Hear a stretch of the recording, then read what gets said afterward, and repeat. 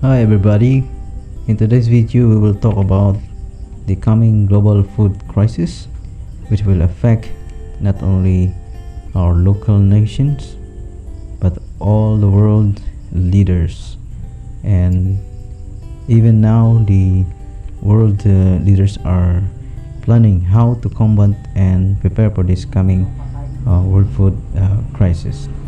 According to the United Nations Secretary General, there will be a global food crisis that if we don't act together, there will be shortage of food, not enough for everyone. The foreboding food shortage is due to the war between Ukraine and Russia and disrupting global supply chain.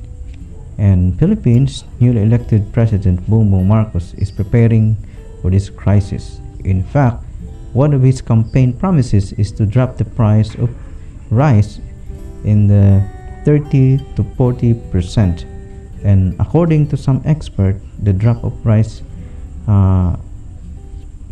can be achieved if the government will formulate a plan to import rice and subsidize and issuing coupons for the poor to purchase rice in the Philippines. So this program will limit or enhance the rice shortage and can give more supply of rice to the whole nation. And in this country, the national average rice harvest is only 92%, which is not enough to supply the growing demand of a growing population of 110 million. And on average, the Filipino people is consuming rice by 95 kilos to 128 per person per year. And during the presidency of the late Ferdinand Marcos in 1972, he decreed that there should be a National Grains Authority or PD4 to oversee the need of an importance of rice to the country. And one of the problems in the Philippines why we are not rice self-sufficient is number one, lack of support to the farmers. Our food are dependent on farmers, and farmers are very diligent to cultivate their crops and invest resources to guarantee harvest only to be abused by rice buyers. The income that they are getting is not enough to compensate for their labor and hard work. That's why some of the farmers are discouraged to pursue farming and sell their land to the real estate developers. So the land that could add and provide food to the country is reduced, and if this will continue year on year, what will happen to our country without farmers? And number two, another thing that can impact food in the country is what is the government policy regarding this. It's very important because it gives a directives and program on how to increase the food production of our country and to ensure steady supply of food. Number three, land area. The Philippines is mostly island country, and most of the land used to produce food is now very small compared to the people who demands for it. Number four, adding the problem of poor irrigation system, where farmers should be amply supplied with enough water to cultivate their crops in order to produce more food, especially rice. And number five, overpopulation. The Philippines is a growing country year on year, which means it will consume more resources like food, water, and land. And if the government will not act wisely today, we will all suffer in the very near future. Adding to the farmers' problem is the high interest on loans to produce their crops, makes them almost impossible to gain profit. And with poor farming infrastructure, which adds to the diminishing gains from farming, farmers are discouraged to continue to pursue farming.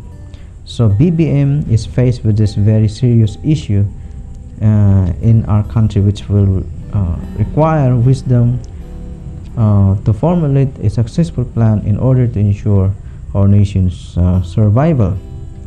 It would be better to look at the past history in Egypt. You know, in Egypt, 3,000 years ago, what we can see in history, we can learn a very precious lesson if we take it at heart. Where during the time a great famine happened, but under the wise leadership of the governor Joseph in Egypt, the son of Jacob, Egypt and other nation was saved. And let us look at some of the lessons we can learn to this great man of his time. Number one, Joseph was a wise statesman with a position second in command only to the king of Egypt.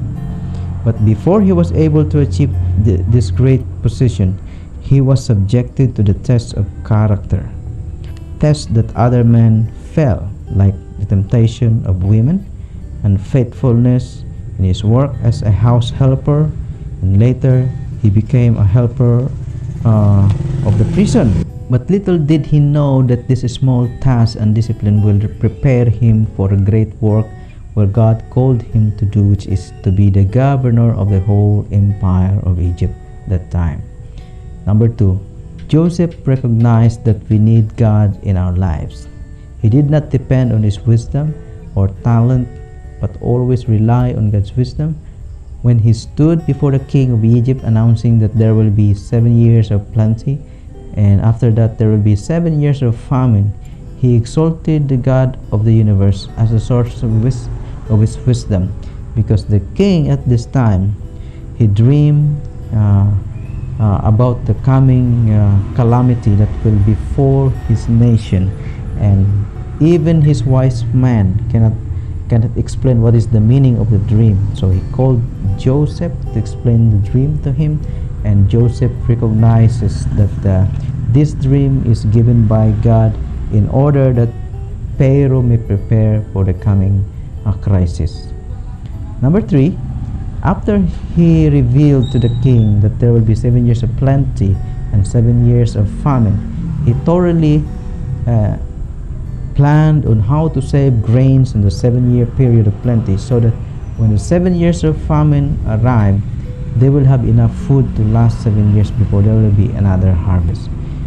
The fifth part of the harvest would be kept in order to provide for the coming famine. When the king saw his plan for the survival of the nation, the king recognized in Joseph the wisdom that a man must need to succeed in this great crisis. So number four, Joseph never let the past overshadow his future. One of the characteristics of this man is that he was a forgiving man. Joseph was deeply abused by his brothers. He was betrayed and sold as a slave without his father knowing that he was alive or dead. But when he came to Egypt 7 years before, and after, when he became so powerful that he can now exact revenge on them, he forgave his brothers for what they have done, and even provided for them in those 7 years of famine. So in these four principles in the life of Joseph, modern leaders can learn valuable lessons to follow and inspire them, so that this nation can be lifted from destruction.